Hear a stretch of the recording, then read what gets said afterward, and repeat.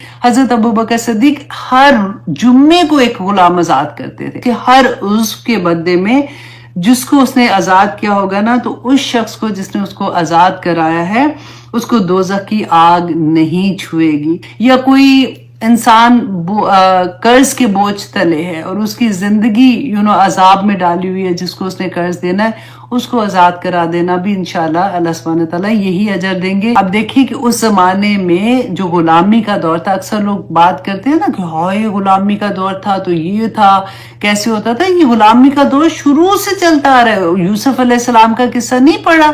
اس سے بھی پہلے انسان بکتے تھے، مال ہوتا تھا. جیسے گائے بھینس بکری مال ہوتی تھی نا، اسی طرح سے انسان مال ہوتے تھے کہ جو جنگوں میں آ جاتے تھے ان کو وہ ایز اے غلام ٹریٹ کرتے تھے، یا پھر ڈاکے ڈالتے تھے یا اس طرح سے، تو وہاں سے پکڑ کے لے آتے تھے. تو غلامی کا جو دور تھا، اللہ سبحانہ تعالیٰ نے یہاں پہ کیا فرمایا کہ آزاد کر دینا. کیونکہ جب اسلام آیا تھا نا تو غلام آزاد کرنے کے اتنے اجر تھے کہ حضرت ابو بکر صدیق ہر جمعے کو ایک غلام آزاد کرتے تھے. تو اسی طرح سے لوگوں کو ڈفرنٹ انسینٹیو دے کے بتایا گیا کہ دیکھو تم ایسے کرو گے، غلام آزاد کر دو تو یہ ہو جائے گا، اتنا اجر ملے گا. تو لوگوں نے بے انتہا غلام آزاد کرنے شروع کیے. رسول اللہ صلی اللہ علیہ وسلم نے فرمایا تھا غلام آزاد کرنے کے بارے میں کہ حضرت ابو ہریرہ رضی اللہ عنہ بیان کرتے ہیں کہ رسول اللہ صلی اللہ علیہ وسلم نے فرمایا کہ جس نے ایک مومن غلام کو بچا لیا یا آزاد کیا، اللہ سبحانہ تعالیٰ اس غلام کے بدلے میں اس کے ہر عضو کے بدلے میں جس کو اس نے آزاد کیا ہوگا نا، تو اس شخص کو جس نے اس کو آزاد کرایا ہے اس کو دوزخ کی آگ نہیں چھوئے گی. ہاتھ کے بدلے ہاتھ، پاؤں کے بدلے پاؤں، ایک بال کے بدلے ایک بال. اللہ اکبر. اتنا بڑا. جب ہم ایسی حدیث پڑھتے ہیں نا تو آنیسٹلی دل چاہتا ہے کہ ہائے ہم کیسے یہ کریں. تو صحابہ نے مفسرین نے کہا کہ آج کل کے دور میں اگر کوئی بے گناہ جیل میں ہے اس کو چھڑانا بھی اسی انشاءاللہ اللہ سبحانہ تعالیٰ یہی اجر دیں گے. یا کوئی انسان قرض کے بوجھ تلے ہے اور اس کی زندگی عذاب میں ڈالی ہوئی ہے، جس کو اس نے قرض دینا ہے اس کو آزاد کرا دینا بھی انشاءاللہ اللہ سبحانہ تعالیٰ یہی اجر دیں گے کہ جس کو آزاد کرایا نا اس کے جسم کے ایک عضو کے بدلے میں اللہ سبحانہ تعالیٰ دوزخ کی آگ سے اس کو محفوظ رکھ دیں گے. اچھا، حضرت علی بن حسین رضی اللہ عنہ جب انہوں نے یہ حدیث سنی نا جس راوی سے، تو انہوں نے اس کو بلا کے کہا کہ کیا تم یہ قسم کھاتے ہو کہ یہ حدیث تم نے خود ابو ہریرہ سے سنی ہے؟ جب انہوں نے کہا کہ ہاں میں نے خود ابو ہریرہ رضی اللہ عنہ سے سنی ہے، تو حضرت علی بن حسین جو تھے نا، امام زین العابدین جو تھے، انہوں نے اپنا سب سے قیمتی غلام جو تھا نا، جو کہتے ہیں کہ اس زمانے میں 10,000 درہم کا وہ انہوں نے لیا تھا، تو وہ اس کو انہوں نے آزاد کر دیا. اللہ اکبر. تو ایسے. اچھا، امام ابو حنیفہ اور امام شعبی رحمہ اللہ علیہ کہتے ہیں کہ اس آیا کی بنا پر غلام کو آزاد کرنا صدقے سے افضل ہے، کیونکہ اللہ سبحانہ تعالیٰ نے اس کا ذکر صدقے کے سے زیادہ افضل کیا ہے. اچھا جی، اب یہاں پہ غلام آزاد کر دینے کے بارے میں اللہ سبحانہ تعالیٰ نے فرمایا او اطعام فی یوم ذی مسغبہ، یا پھر کھانا کھلانا ایک دن میں جو بھوک والا دن ہوگا. تو بھوکے کو کھانا کھلانے کے بارے میں رسول اللہ صلی اللہ علیہ وسلم کی اتنی پیاری حدیث ہے کہ رسول اللہ صلی اللہ علیہ وسلم کے پاس ایک صحابی آئے اور انہوں نے کہا کہ یا رسول اللہ میرا دل بہت سخت ہے، مجھے سمجھ نہیں آتی میں کیسے اس کو نرم کروں. ہوتا ہے نا کئی دفعہ کہ لگتا ہے کہ دل میں سختی سی آ گئی ہے. تو رسول اللہ صلی اللہ علیہ وسلم نے فرمایا تھا کہ یتیم کے سر کے اوپر ہاتھ پھیرو اور مسکین کو کھانا کھلاؤ، اس سے تمہارا دل جو ہے نا اس کی سختی ختم ہو جائے گی. پھر فرمایا کہ یتیمن ذا مقربہ، کہ کسی یتیم اور قرابت دار کو. دیکھیں یہاں پہ غور کریں، اس کو انڈر لائن کریں، کیونکہ باہر کسی کو مدد کرنا آسان لگتا ہے، آپ وہاں آرام سے کر دیں گے، لیکن فیملی میں جب ایسی چیز ہوتی ہے نا تو وہاں پہ آپ کے 100 کویسچنز ہو جاتے ہیں. اپنے اللہ سبحانہ تعالیٰ کہتے ہیں اپنے وعدوں کو پورا کرو. اور قرآن میں اللہ سبحانہ تعالیٰ کہتے ہیں کہ تم الہ، ہم یہ کہتے ہیں نا کہ اللہ کے سوا کوئی الہ نہیں ہے. دیکھیے پہلے زمانے میں جو مشرکین مکہ تھے وہ اللہ کو مانتے تھے، ایسا نہیں تھا کہ وہ اللہ کو نہیں مانتے تھے، وہ اللہ کی نہیں مانتے تھے، وہ اللہ سبحانہ تعالیٰ کے ساتھ دوسرے لوگوں کو شریک کرتے تھے. اسی لیے وہ مشرکین مکہ کہلائے نا. مانگتے تو وہ بھی اللہ سے تھے لیکن وہ وسیلے کے تھرو جاتے تھے. اب یہاں پہ اللہ سبحانہ تعالیٰ نے قرآن پاک میں ہمیں یہ بار بار سمجھایا کہ دیکھو ہر زمانے کا شرک فرق ہے. تم اپنے نفس کے ساتھ شرک کرتے ہو، تم اپنے نفس کو بڑا سمجھتے ہو، تم اس کی خواہشات پوری کر کے اللہ سبحانہ تعالیٰ کے احکامات کو سائڈ پہ کر دیتے ہو. اوفو بالعقود، اپنے عہدوں کو جو تم نے اللہ سبحانہ تعالیٰ سے کیے ہیں ان کو پورا بھی کرو. وہی آیت آپ کو یاد ہے کہ اللہ سبحانہ تعالیٰ نے کہا تھا کہ یا ایھا الذین آمنو آمنو، اے لوگو جو ایمان لائے ہو اب ایمان لے بھی آؤ. تو اللہ سبحانہ تعالیٰ اپنا عہد یاد کراتے ہیں. اس کے بعد اگر دیکھیے کہ دوسرا عہد کون سا ہوتا ہے جو انسان اپنے نفس کے ساتھ کرتا ہے. اپنے نفس کے ساتھ ہم کون سا عہد کرتے ہیں کہ ہم جیسے کبھی بھی جیسے ہماری زندگیوں میں قرآن کھلا، ہم نے جب پڑھا کہ اللہ سبحانہ تعالیٰ کو یہ چیز پسند نہیں ہے، اللہ سبحانہ تعالیٰ نے تو اس چیز سے منع کیا ہے، ہمیں تو پتہ ہی نہیں تھا کہ یہ چیز کا اتنا بڑا گناہ ہے. فار ایگزامپل کسی کو چغلی لگا دینا، ہم تو سوچتے یہ دکھ سکھ کر رہے تھے، ہم نے تو اس پہ سوچا بھی نہیں کہ ہم چغلی کے لیول پہ بات کر رہے ہیں. تو پھر ہم اپنے آپ سے عہد کرتے ہیں نا کہ آج کے بعد ہم کبھی ایسا کام نہیں کریں گے، ہم نے کوئی ایسی بات نہیں کرنی. پھر کیا ہوتا ہے؟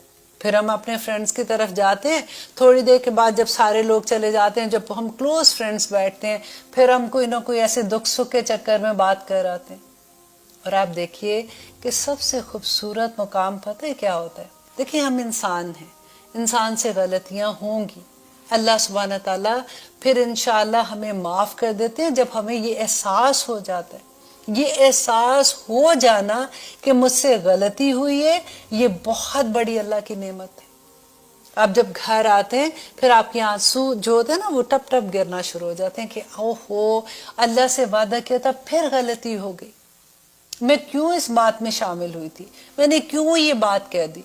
پھر آپ اپنے آپ سے وعدہ کرتے ہو کہ آج کے بعد اب میں یہ بات نہیں کروں گی، لیکن پھر غلطی ہو جاتی ہے. لیکن آپ کو پتہ ہے ایک بات کا، جب ہمیں یہ احساس ہونا شروع ہوتا ہے نا پھر وہ غلطیاں ایک یا دو باری ہوتی ہیں، اس کے بعد ہم جم جاتے ہیں. میں ہمیشہ یہ کہتی ہوں کہ دعا بھی کیا کریں کہ اللہم ارنی حقا حقا وارزقنا اتباعہ وارنا باطلا باطلا وارزقنا اجتنابہ، کہ یا اللہ ہمیں باطل بھی دکھا دے تاکہ ہم اسے اجتناب کر سکیں. اللہ سبحانہ تعالیٰ سے ہم بہت دعا کرتے ہیں کہ یا رب العالمین آپ کی ایک ایک آیت ہمارے سینے کے اندر اتر جائے، ہمارے عمل میں ڈھل جائے، ہمارے جوارے میں ڈھل جائے، کہ لوگ دیکھ کے ہمیں کہیں کہ یہ کوئی اللہ کا بندہ جا رہا ہے. اللہ سبحانہ تعالیٰ کہتے ہیں اوفو بالعقود، اپنے عہدوں کو جو تم نے اپنے نفس کے ساتھ بھی کیے اب ان کو پورا بھی کرو. تم ایمان والے ہو، تم کوئی معمولی لوگ نہیں ہو. اور اب تیسرا عقود کون سا ہوتا ہے جو انسان دوسرے انسان کے ساتھ کرتا ہے؟ جیسے بزنس ہے، فار ایگزامپل آپ نے بزنس میں دوسرے پارٹنر کے ساتھ آپ عہد کرتے ہو، آپ عہد نامہ بتاتے ہو کہ اچھا یہ چیز ایسی ہے، میں اتنا کروں گا، میں یہ کروں گا، وہ عہد کرتے ہیں. اور سب سے بڑا عہد کیا کرتے ہیں؟ نکاح کا عہد کرتے ہیں. جب بھی دو انسان ایک دوسرے کے ساتھ ملتے ہیں وہ ایک دوسرے کے ساتھ عہد کرتے ہیں، اس عہد کو پورا کرو. عورت کو یہ پتہ ہونا چاہیے کہ اس کی کیا ذمہ داریاں ہیں، آدمی کو یہ پتہ ہونا چاہیے کہ اس کے کیا ذمہ داریاں ہیں. اور یہ کون ہمیں بتائے گا؟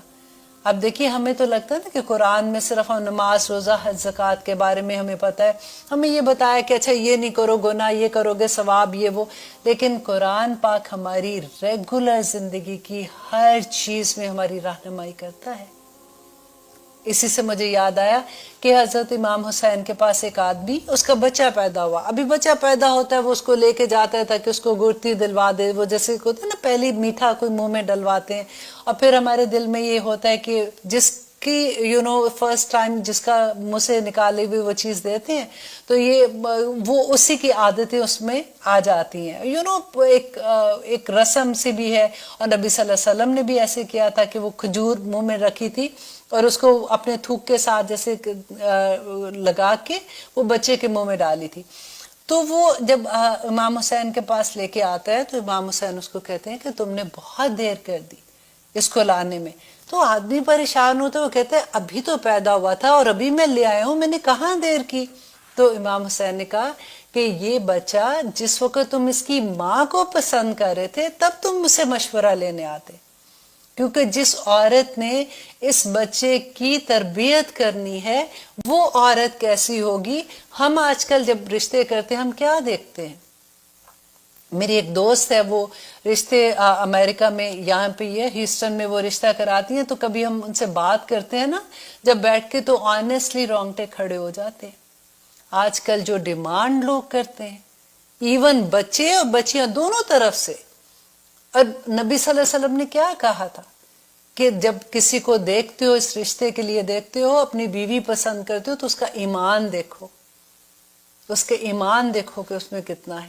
آف کورس آپ دیکھیں گے کہ وہ شکل اچھی ہے اس کی, باقی چیزیں بھی آپ دیکھتے ہیں, لیکن سب سے بڑی پرائیورٹی کون سی ہے, اس کے ایمان کی ہے.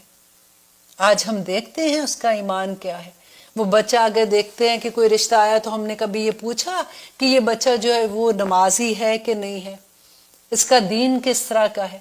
یہ چیز تو ہم نے کبھی سوچی بھی نہیں ہوتی ہے. واللہ میں یہ کہتی ہوں کہ جب میں ایسی بات کرتی ہوں میں پھر بار بار یہ کہتی ہوں کہ ابھی بھی الحمدللہ بہت سے گھرانے ایسے ہیں جہاں پہ ایسے ہوتا ہوگا, وہ ضرور اس بات کو دیکھتے ہوں گے. لیکن I'm talking about عام بات کر رہی ہوں کہ جب رشتے دیکھنے جاتے ہیں یا ایسی کبھی بات ہوتی ہے تو یہ بات ہمارے کیا ذہن میں ہوتی ہے. اور پھر اسی لیے تو جو عہد کیے جاتے ہیں, دیکھیے جو اللہ کا بندہ ہوتا ہے نا اس کو, جس کو اللہ کے عہد نبھانے آتے ہیں اس کو بندوں کے بھی عہد نبھانے آتے ہیں. جس کو اس بات کا احساس ہوگا نا کہ میں نے اللہ کو جواب دینا ہے تو وہ کبھی انسان کے ساتھ زیادتی نہیں کرے گا, وہ بیسٹ خامند ہو جائے گا, وہ بیسٹ بیوی ہوگی. اللہ سبحانہ تعالیٰ کہتے ہیں یا ایھا الذین آمنو, اے لوگو جو ایمان لائے ہو, اوفو بالعقود, اپنے عہدوں کو پورا کرو. اور آگے دیکھیے اللہ سبحانہ تعالیٰ کہتے ہیں احلت, اور حلال کر دیے گئے, لکم تمہارے لیے, بہیمۃ الانعام, تو چوپائے مویشی تمہارے لیے حلال کر دیے گئے. بہیمتن ان کو کہتے ہیں جو چارہ کھاتے ہیں نا, گھاس کھاتے ہیں, اس طرح کے چارہ کھانے والے جانور. الانعام کہتے ہیں چار جن کے پاؤں ہوتے ہیں نا, چار پائے والے جانور. اور یہاں پہ اللہ سبحانہ تعالیٰ کہتے ہیں کہ وہ تمام جانور چوپائے تمہارے لیے بہیمۃ الانعام تمہارے لیے حلال کر دیے گئے, الا مگر ما یتلا علیکم, جو پڑھا جائیں گے تم پر, غیر محلی, نہ حلال کرنے والے ہو, الصیدہ, شکار کو, وانتم حرم, جبکہ تم احرام کی حالت میں ہو. اب اللہ سبحانہ تعالیٰ آگے جو ایک پوری لسٹ بتائیں گے. دیکھیے حرام کی لسٹ بہت تھوڑی ہے, حلال کی لسٹ بہت لمبی ہے. وہ اسی لیے اللہ سبحانہ تعالیٰ نے کہا تمام طیب چیزیں تمہارے لیے پاک ہیں, لیکن حرام کسی چیز کو کرنے کے لیے آپ کو بتانا پڑے گا کہ یہ کہاں آپ نے پڑھا کہ یہ حرام ہے یہ حلال ہے. کیونکہ یہاں پہ اللہ سبحانہ تعالیٰ آگے اس کے بارے میں کہیں گے کہ کوئی چیز اگر میں نے حرام نہیں کی تو تم اس کو حرام کیسے کر سکتے ہو.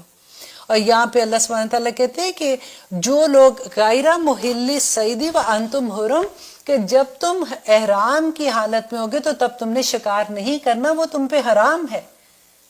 نمبر 1 اس میں دیکھیے ایک چیز ہے کہ اللہ سبحانہ تعالیٰ نے کیوں منع کیا. پہلے تو اللہ سبحانہ تعالیٰ نے کہا نا کہ یہ حلال ہے تمہارے لیے, تمام وہ جانور جو چوپائے ہیں اور گھاس کھانے والے, بہیمۃ الانعام جو ہے تمہارے لیے حلال ہیں, اور صرف وہی حلال جانور جو ہیں اب تم احرام کی حالت میں تو حرام ہیں. اس لیے کہ جب انسان اللہ کے راستے میں نکلتا ہے, حج اور عمرے کے لیے نکلتا ہے, تو اللہ سبحانہ تعالیٰ کے لیے خالص ہو کے نکلتا ہے.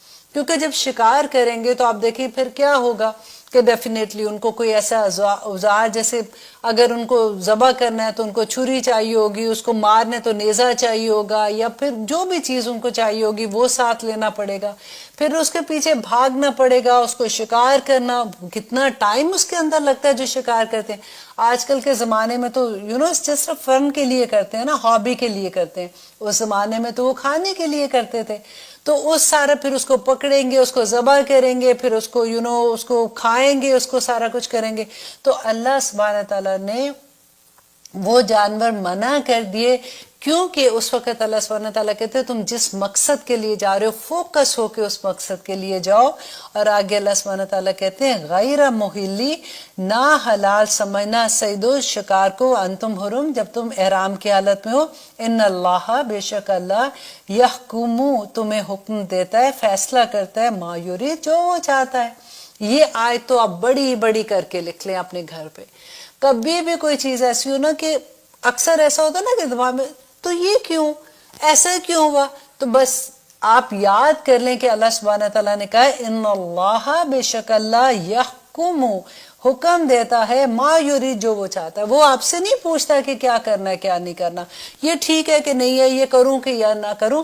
اللہ جو چاہتا ہے بندے کو حکم دیتا ہے، اور اللہ نے یہ حکم دیا کہ جس وقت تم احرام کی حالت میں ہوگے تو وہ جانور جو پہلے تم پہ حلال تھے اب تمہارے لیے حرام ہوگے ان کا شکار کرنا۔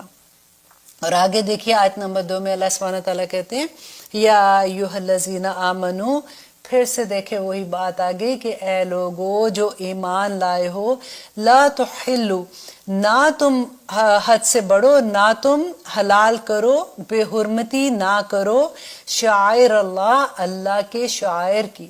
اللہ کا شاعر کون سے ہے؟ اللہ کی نشانیوں کی بے حرمتی نہ کرو۔ اب دیکھیے کہ جو چیز آپ دیکھتے ہیں آپ کو اللہ سبحانہ تعالیٰ یاد آ جائے نا تو وہ اللہ کا شاعر ہے۔ جیسے مسجد ہے، مسجد کو دیکھتے ہی اللہ سبحانہ تعالیٰ یاد آ جاتے ہیں نا۔ آپ کبھی کسی کو مسجد میں جاتا ہوا دیکھیں تو آپ کو ایک دم سے اللہ سبحانہ تعالیٰ کی یاد آ جاتی ہے۔ اگر کبھی آپ ایئرپورٹ پہ ہوتے ہیں، آپ دیکھیں کہ اگر کوئی حاجی جیسے ہوتے ہیں، پورا قافلہ جا رہا ہوتا ہے، تو آپ کو فوراً آپ کا ایک دم سے دل ایسے ہو جاتا ہے کہ کاش مجھے بھی موقع ملے، میں بھی اللہ سبحانہ تعالیٰ کے گھر جاؤں۔ یا کبھی آپ نے ایئرپورٹ پہ کھڑے ہوئے کسی کو آب زمزم پکڑے ہوئے دیکھا ہوتا ہے تو پھر بھی دل ایک دم سے آنکھیں نم سی ہو جاتی ہیں کہ کاش میں بھی ایسی جگہ سے ہو کے آتی۔ تو یہ سارے شاعر اللہ ہے۔ یہاں پہ اللہ سبحانہ تعالیٰ کہتے ہیں یا ایھا الذین آمنو، اے لوگو جو ایمان لائے ہو، لا تحلوا، نہ تم بے حرمتی کرو، شعائر اللہ، شاعر اللہ، اللہ کے شاعر کی، اللہ کی نشانیوں کی، ولا الشہر الحرام، اور نہ مہینوں کی جو حرمت والے ہیں۔ اور یا مہینے حرمت والے کون سے ہو گئے کہ دیکھیے اللہ سبحانہ تعالیٰ نے قرآن پاک میں کہا کہ جب سے یہ دنیا بنائی ہے اللہ سبحانہ تعالیٰ نے 12 مہینے بنائے، اور 12 مہینے میں سے 4 مہینے حرمت والے مہینے۔ اب کتنے افسوس کی بات ہے کہ آج ہم مسلمانوں میں سے اکثریت کو پتہ ہی نہیں کہ وہ کون سے 4 مہینے ہیں جو حرمت والے ہیں۔ آپ کو پتہ ہے مشرکین مکہ اگر ان کے باپ کا قاتل بھی ان کے سامنے آ جاتا تھا نا ان مہینوں میں تو وہ اس کو بھی کچھ نہیں کہتے تھے، وہ اتنا احترام کرتے تھے۔ اس زمانے میں کیا ہوتا تھا کہ قافلے جاتے تھے، کیونکہ تجارت کرتے تھے نا، تو تجارت کا سامان لے کے جاتے تھے تو اکثر کیا ہوتا تھا کہ لوگ لوٹ لیتے تھے قافلوں کو، اور مار کٹائی ہو جاتی تھی یا اس طرح کی چیزیں ہوتی تھی۔ تو پھر کیا ہوتا تھا کہ ان 4 مہینوں میں وہ تجارت کے لیے بھی نکلتے تھے۔ ان کو پتہ ہوتا تھا کہ ان دنوں میں کوئی کسی کو کچھ نہیں کرے گا۔ تو آج ہمیں پتہ ہی نہیں ہے کہ وہ کون سے 4 مہینے۔ آسانی سے یاد کرنے کے لیے میں آپ کو بتا دیتی ہوں، انشاءاللہ آپ کو نہیں بھولے گا۔ حج کا مہینہ آپ درمیان میں رکھیں، ذی الحج کو، اور 1 مہینہ ادھر ذی القعدہ، اور 1 مہینہ ادھر محرم کا۔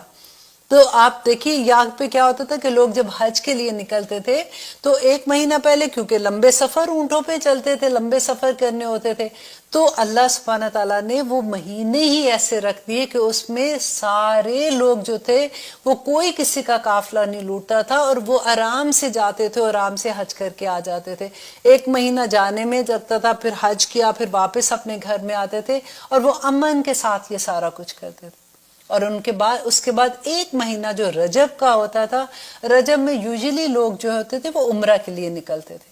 تو اللہ سبحانہ تعالیٰ یہاں پہ کہتے ہیں کہ وہ ان مہینوں کو بھی، یا ایھا الذین آمنو، اے لوگو جو ایمان لائے ہو، نہ تم بے حرمتی کرو اللہ کے شعائر کی اور نہ ہی حرمت والے مہینوں کی، ولا ہدیہ، اور نہ قربانی کے جانوروں کی تم بے حرمتی کرو.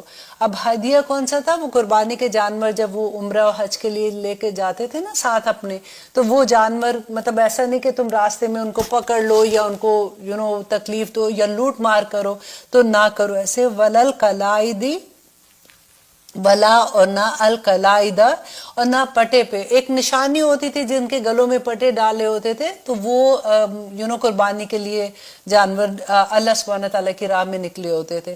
ولا اور نہ آمینا، اور نہ ہی ارادہ کرنے والوں کو البیت الحرامی، جو بیت الحرام کی طرف سفر کر رہے ہیں. مطلب وہ لوگ بھی جو بیت اللہ کی طرف جا رہے ہیں ان کو بھی تم تنگ نہ کرو، ان کو بھی یا ایھا الذین نہ بے حرمتی کرو ان لوگوں کی. یبتغون، کیوں نہ کرو؟ اس لیے کہ وہ تلاش کرنے نکلے ہیں فضل من ربہم، اپنے رب کا فضل تلاش کرنے نکلے ہیں، ورضوانا، اور اس کی رضامندی حاصل کرنے کے لیے نکلے ہیں.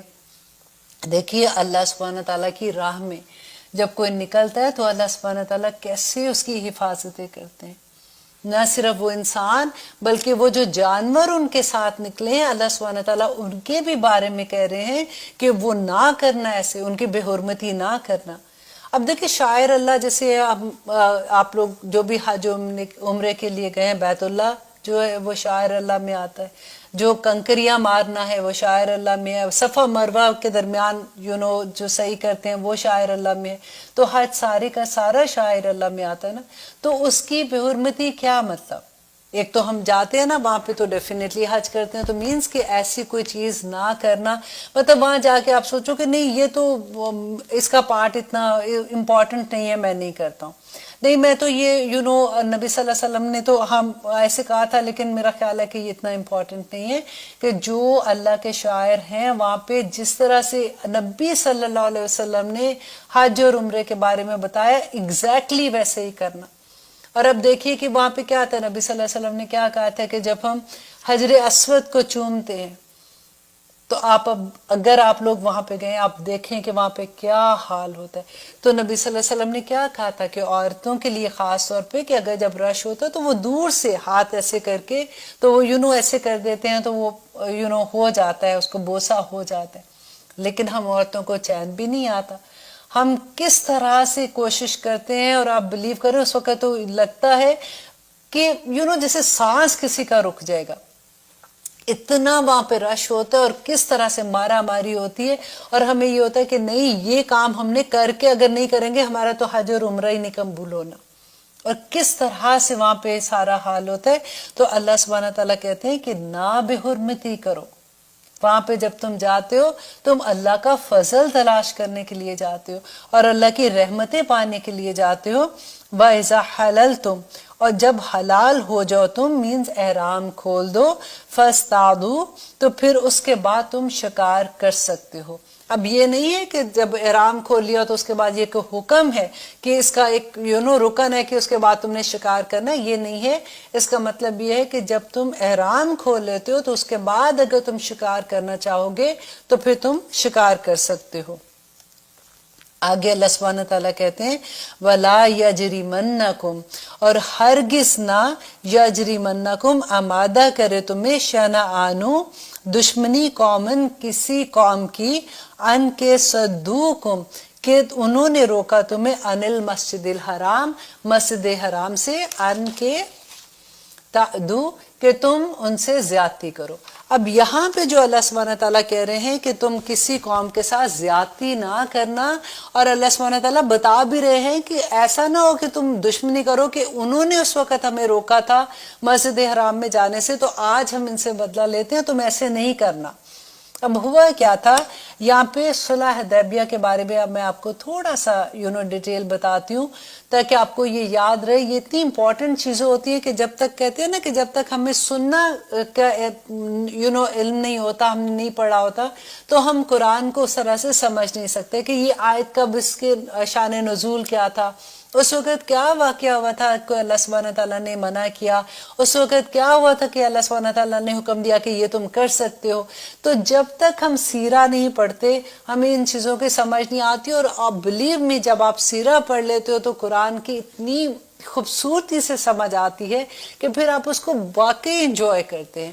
اب یہاں پہ کیا ہوا تھا کہ نبی صلی اللہ علیہ وسلم نے, کیونکہ جب مدینہ ہجرت کر کے آتے ہیں تو اس کے بعد تو مکہ گئے نہیں واپس, نہ حج کیا نہ عمرہ کیا تھا. اور آپ کو پتہ ہے نا کہ جو کفار مکہ تھے, جو مشرکین مکہ تھے, وہ حج اور عمرہ تو کرتے تھے, وہ اللہ سبحانہ تعالیٰ کو اللہ تو مانتے تھے نا, وہ 7 بتوں کے ساتھ وہ شرک کرتے تھے لیکن وہ حج اور عمرہ کیا کرتے تھے. اب یہاں پہ مسلمان پچھلے 6 سال سے نہ مکہ واپس گئے تھے نہ انہوں نے حج اور عمرہ کیا تھا. نبی صلی اللہ علیہ وسلم نے خواب میں دیکھا کہ انہوں نے لوگوں نے احرام باندھے ہوئے ہیں اور وہ سب حج کے لیے جا رہے ہیں. اب جب وہ صبح عمرے کے لیے جا رہے ہیں, اب جب وہ صبح اٹھے تو انہوں نے صحابہ کو اپنا خواب سنایا. اب صحابہ اتنے ایکسائٹیڈ ہو گئے, انہوں نے یہ نہیں دیکھا کہ کیا ہے کیا نہیں, بس سب نے تیاری ایک دم سے اپنے جانور ساتھ پکڑے اور سب نے تیاری پکڑی کہ ہم لوگ سارے چلیں گے. نبی صلی اللہ علیہ وسلم کو خواب آ گیا ہے تو خواب تو سچا ہوتا ہے, تو اب ہم سارے عمرہ کرنے کے لیے جا رہے ہیں.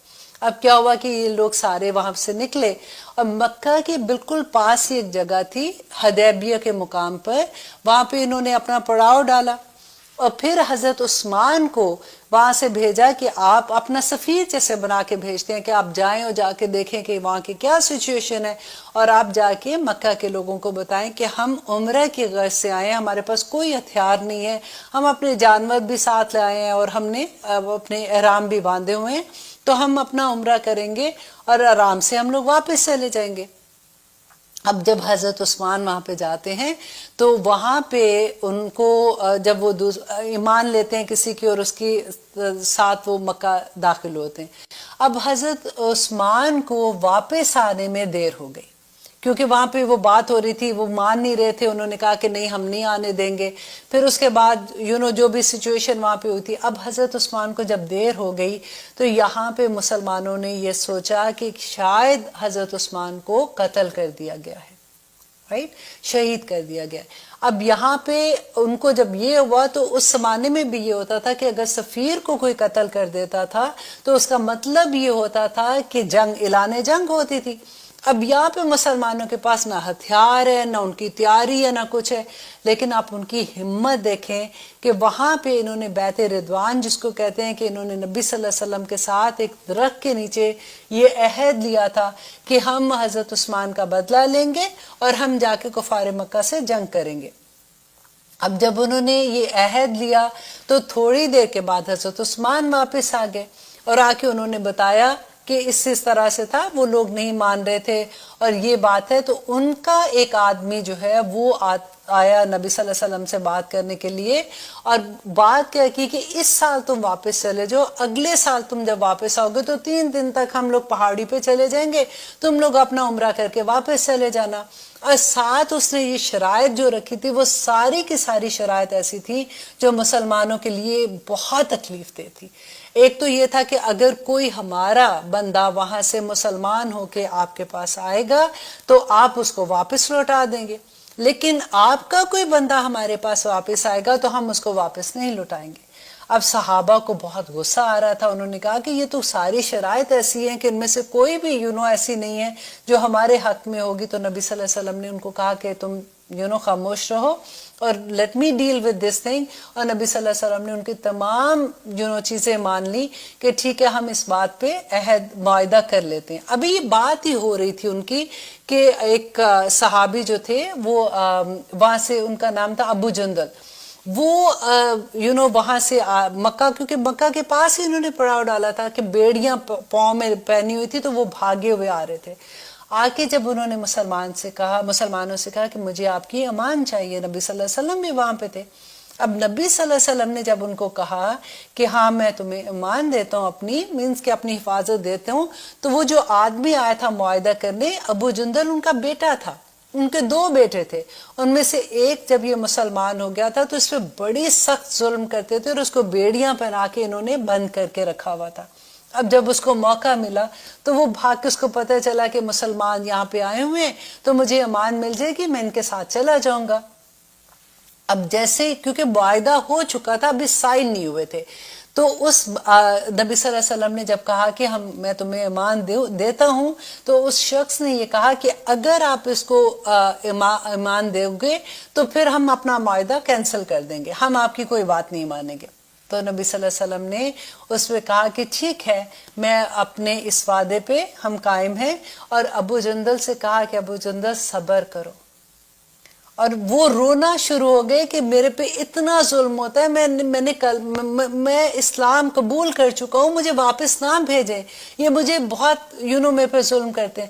لیکن کیونکہ معاہدہ ہو چکا تھا، نبی صلی اللہ علیہ وسلم نے کہا کہ اللہ سبحانہ وتعالیٰ تمہارے لیے کوئی راہ نکال لیں گے، تو ان کو واپس بھیج دیا۔ آپ ذرا سوچئے، اپنے آپ کو رکھ کے سوچئے کہ اس زمانے میں اسلام میں داخل ہونے سے کیا ملتا تھا۔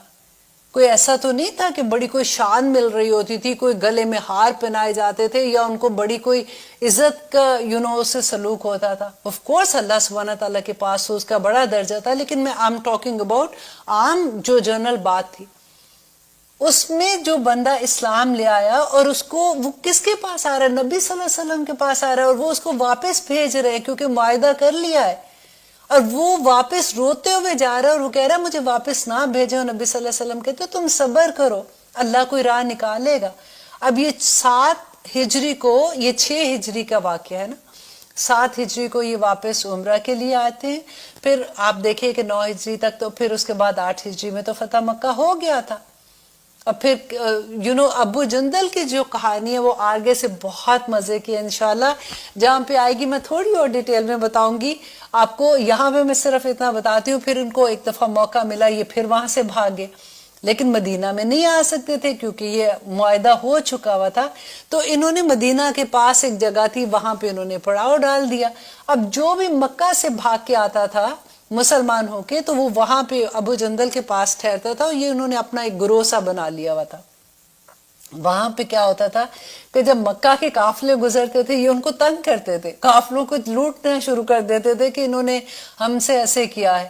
تو اب انہوں نے تنگ آ کے یہ کہا کہ ان کو پلیز آپ مدینہ میں رکھ لیں، ان کو اپنی ایوان میں رکھ لیں تاکہ یہ ہمیں تنگ نہ کرے، اور اس طرح سے خیر وہ اٹس اے بیوٹیفل اسٹوری۔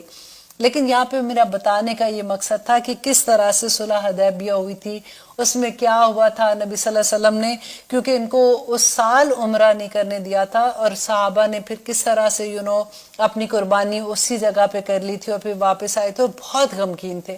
تو یہاں پہ اللہ سبحانہ تعالیٰ ان کو یہی وارن کر رہے ہیں کہ دیکھو تمہارے ساتھ ایسے ہوا تھا، تم ایسے نہ کرنا، تمہارے ساتھ کسی نے زیادتی کی ہے لیکن تم ان کے ساتھ زیادتی نہ کرنا۔ اب لیتے ہیں ایک چھوٹی سی بریک، پھر انشاءاللہ دیکھتے ہیں کہ آگے اللہ سبحانہ تعالیٰ کیا فرماتے ہیں۔ آپ دیکھ رہے ہیں قرآن میری زندگی، الحمدللہ ہم کر رہے ہیں سورۃ المائدہ کی آیت نمبر 2۔ ابھی تو ہم دوسری آیت پہ ہی ہیں۔ الحمدللہ جیسے میں نے آپ کو کہا تھا کہ اس میں اتنے احکامات ہیں، اللہ سبحانہ تعالیٰ بس ہمیں توفیق عطا کرے کہ ہم اس کو سمعنا و اطعنا کرنے والے بن جائیں، آمین ثم آمین۔ اب دیکھیے کہ آگے اللہ سبحانہ تعالیٰ کہتے ہیں کہ وَتَعَاوَنُوا عَلَى الْبِرِّ، اور تعاون کرو نیکی میں، وَالتَّقْوَى، اور تقوی میں۔ اب تعاون کیسے ہے کہ دیکھیں، ایک تو ہوتا ہے کہ ہم خود ہی سے نیکی کرتے ہیں، جب بھی ہم نے کوئی ایسا کام ہوتا ہے، کسی کی مدد کر دی، کسی کو کھانا دے دیا، کسی کا کوئی کام کر دیا، کسی کو ہیلپ کر دی، وہ ہر طرح کی نیکی ہوتی ہے۔ یہاں پہ اللہ سبحانہ تعالیٰ کہتے ہیں کہ وَتَعَاوَنُوا، اور تعاون کرو، کوئی نیکی کا کام کر رہا ہے، کوئی جماعت ہے جیسے نیکی کا کام کر رہی ہے، یہ ایک انسان جیسے گروپ آف پیپل جب کوئی کام کرتے ہیں نا تو ان کے ساتھ مل جاؤ نیکی کے کاموں میں، وَتَقْوَى، اور اللہ سبحانہ تعالیٰ سے ڈرتے رہو۔ اس سورہ میں آپ کو اتنی دفعہ تقوی کا لفظ ملے گا کہ اللہ سبحانہ تعالیٰ بار بار یاد کرواتے ہیں کہ دیکھو تقوی کیا ہے. حضرت عمر سے کسی نے پوچھا تھا تقوی کے بارے میں تو انہوں نے بڑا خوبصورت جواب دیا. انہوں نے کہا کہ تقوی بالکل ایسے ہی ہے جیسے تم دنیا میں کسی راہداری پہ چلتے ہو اور دونوں طرف کانٹے ہیں اور تم اس میں سے کیسے چلو گے؟ اپنے آپ کو سنبھال کے چلو گے نا کہ یہاں سے کانٹا نہ لگ جائے, یہاں سے میرے اگر جو بھی کپڑے آپ نے پہنے ہوتے ہیں کہ یہاں پہ سے نہ لگ جائے, ادھر سے نہ لگ جائے, تو آپ اپنے آپ کو سنبھال کے نکلتے ہو. تقوی بالکل ایسا ہی ہے کہ اللہ سبحانہ تعالیٰ کے احکامات جو ہیں اس کے اندر رہ کے زندگی گزارنی ہے. کہیں ایسا نہ ہو جائے کہ اللہ سبحانہ تعالیٰ کی جو نافرمانیاں ہیں ہمیں نہ جانے ہم ویسا کام کرنا شروع کر دیں. اور یہاں پہ اللہ سبحانہ تعالیٰ کہتے ہیں وَلَا تَعَاوَنُوا, اور نہ تم تعاون کرو عَلَى الْإِثْمِ, اس پہ گناہ کے کاموں پر کسی کی مدد نہ کرو.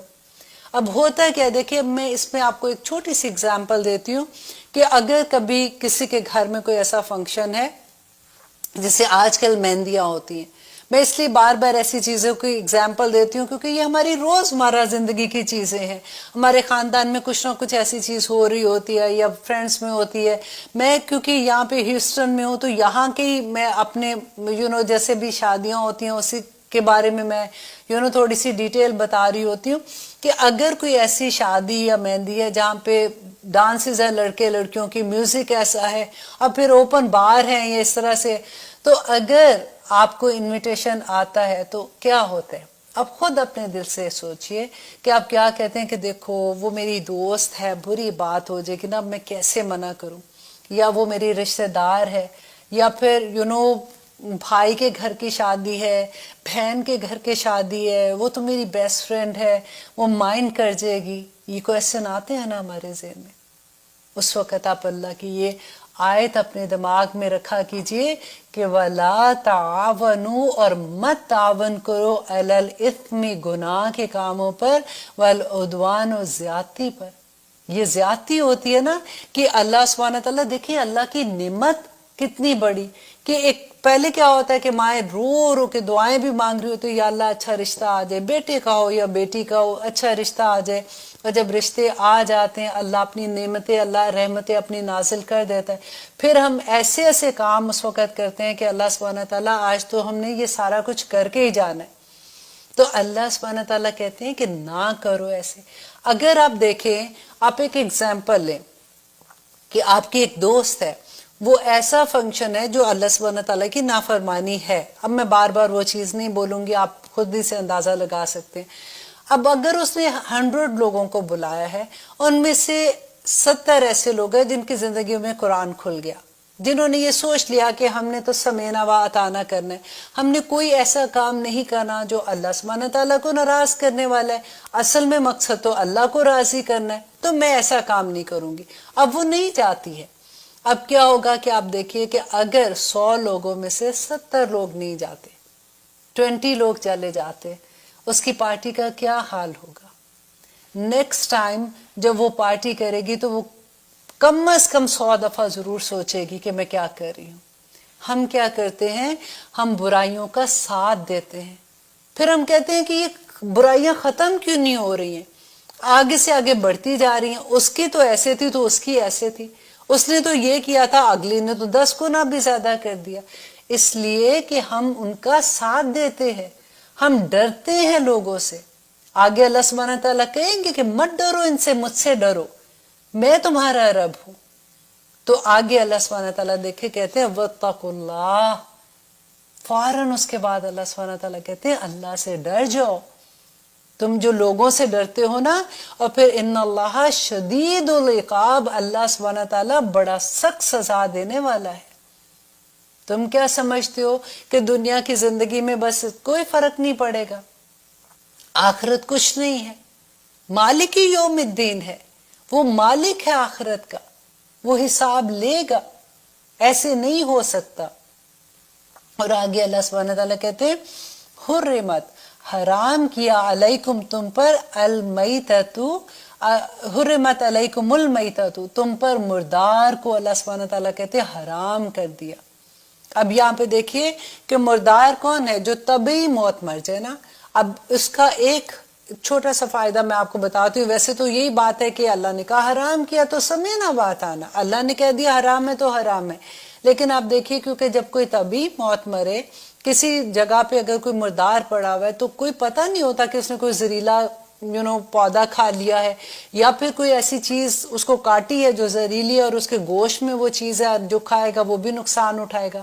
تو اللہ سبحانہ, اور دوسری یہ بات ہے کہ اس کا خون اندر سے نہیں نکلا ہوا نا, تو اللہ سبحانہ تعالیٰ کہتے ہیں کہ حرام کر دیا تم پر میتۃ مردار کو. اب یہاں پہ ایک اور چیز میں آپ کو بتاؤں گی جو بڑی کامن سی بات لگتی ہے کہ اکثر ہم چینی رکھتے ہیں اور آپ دیکھیں چونٹیاں آ جاتی ہیں, رائٹ. ہم کئی دفعہ یہ ہوتا ہے کہ ایک دم سے چونٹیوں کو اس سائڈ پہ نکال دیتے ہیں اور پھر وہ چینی یوز بھی کر لیتے ہیں, پوری چینی نہیں پھینکتے ہیں. اب دیکھیے چائے میں یا دودھ میں تو فوراً نظر آ جائے گی, کالی سی چونٹی نظر آ جاتی ہے.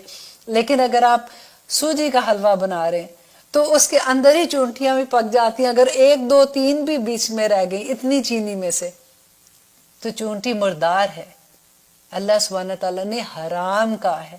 یہ چیزیں غور کرنے والی ہیں. اور اگر آپ دیکھیں اتنی چھوٹی چھوٹی بات کو بھی غور اس لیے کہ یہ مردار کے حکم میں آ جاتا ہے نا, تو ہمیں غور کرنا ہے ان باتوں پہ. اور پھر اللہ سبحانہ تعالیٰ کہتے ہیں وَالدَّمُ, اور خون کو, کیونکہ اس زمانے میں کیا کرتے تھے مشرکین مکہ جو تھے, جب وہ ذبح کرتے تھے تو وہ خون جو بہتا خون ہوتا تھا اس کو وہ کسی پیالے میں رکھ لیتے تھے, وہ جیلی کی طرح ہو جاتا تھا, وہ اس کو کھاتے تھے.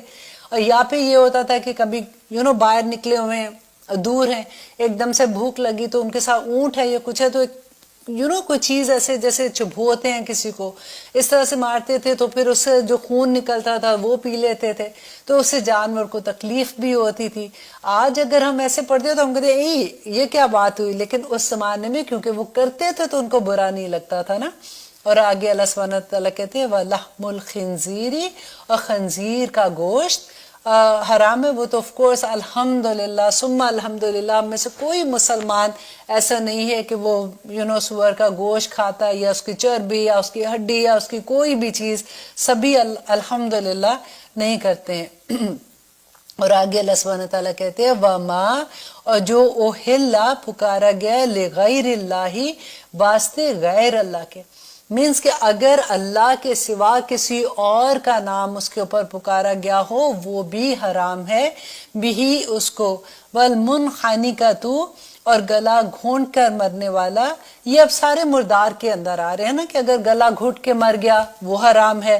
وَالْمَوْقُوذَةُ, اور وہ جو چوٹ لگ کر مرا ہے وہ بھی حرام ہے. وَالْمُتَرَدِّيَةُ, اور جو بلندی سے گر کر مر گیا وہ بھی حرام ہے. وَالنَّطِيخَةُ, اور جو سینگ لگ کر مر جاتا ہے وہ بھی حرام ہے. وَمَا, اور جسے اکلا کھا دے سبع, درندہ, اور درندے نے اگر کھایا اور کچھ حصہ چھوڑا بھی ہے, مطلب تھوڑا سا کھایا تھوڑا سا چھوڑا ہے, لیکن کیونکہ وہ درندے نے کھایا ہوا ہے وہ بھی حرام ہے. اور آگے اللہ سبحانہ تعالیٰ کہتے ہیں الا, مگر ما